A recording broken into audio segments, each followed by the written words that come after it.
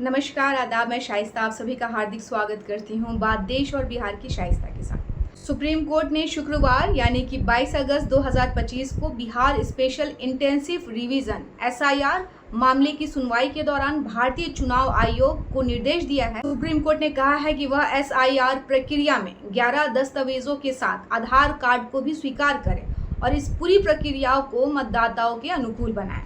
भारतीय चुनाव आयोग ने सोमवार यानी 18 अगस्त 2025 को उन 65 लाख लोगों के नामों की घोषणा की जिनके नाम बिहार विशेष गहन पुनरीक्षण प्रक्रिया यानी एसआईआर के तहत ड्राफ्ट मतदाता सूची से हटा दिए गए थे।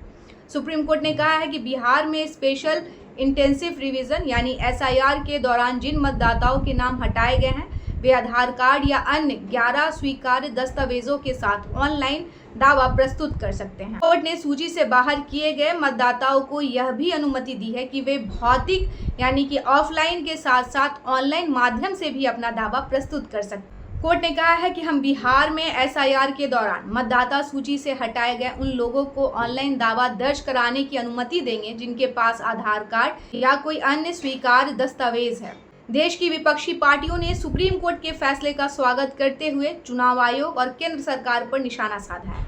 वहीं कोर्ट के फैसले आने के बाद अब मतदाता सूची में संशोधन अधिक पारदर्शी होगा। जिनके नाम गलत तरीके से काट दिए गए थे वे आधार कार्ड दिखाकर अपना वोट डाल सके। बिहार की मतदाता सूची में बड़े पैमाने पर नाम काटे जाने को लेकर कांग्रेस पार्टी ने आज सुप्रीम कोर्ट के फैसले का स्वागत किया है। कांग्रेस ने कहा है कि यह फैसला लोकतंत्र पर हुए एक कठोर हमले से देश को बचाने वाला है और चुनाव आयोग की कार्यप्रणाली को पूरी तरह उजागर कर दिया है। 14 अगस्त को सुप्रीम कोर्ट ने चुनाव आयोग को कड़ी फटकार लगाते हुए कहा था कि काटे गए मतदाताओं की पूरी सूची सार्वजनिक की जाए। इसके साथ ही सूची के साथ साथ नाम काटने की वजह भी बताई जाए।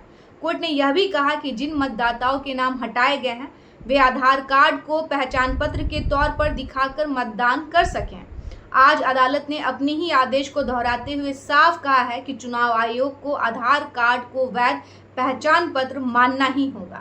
कांग्रेस ने फैसले का स्वागत करते हुए कहा है कि आज सुप्रीम कोर्ट ने लोकतंत्र को सुरक्षित किया है। चुनाव आयोग ने अब तक बाधा डालने वाली और मतदाताओं के अधिकारों के खिलाफ काम करने वाली भूमिका निभाई थी, लेकिन अब अदालत ने राजनीतिक दलों को भी इस पूरी प्रक्रिया में शामिल करने का रास्ता खोल दिया है। यह एक ऐतिहासिक कदम है। कांग्रेस ने सीधे चुनाव आयोग पर निशाना साधते हुए कहा है कि आज चुनाव आयोग पूरी तरह बेनकाब और बदनाम हो चुका है। आपको बता दें, वहीं आम आदमी पार्टी के राष्ट्रीय मीडिया प्रभारी अनुराग डांगा ने कहा है चुनाव आयोग अब तक जनता के अधिकारों को अनदेखा करता रहा और अपने संवैधानिक जिम्मेदारियों को छोड़कर भाजपा के पक्ष में खड़ा दिखता रहा। खैर, बिहार के लोगों के लिए जिनके नाम काटे गए थे एसआईआर के तहत, इनकी संख्या बहुत बड़ी थी। इनकी संख्या 65 लाख थी।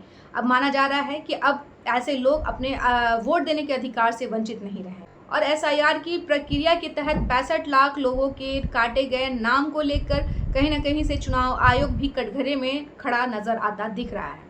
इस तरह के न्यूज़ के लिए मेरे चैनल को सब्सक्राइब करें। साथ ही अगर न्यूज़ पसंद आता है तो लाइक और अपनों के बीच में शेयर ज़रूर करें। मुझे दें इजाज़त। धन्यवाद।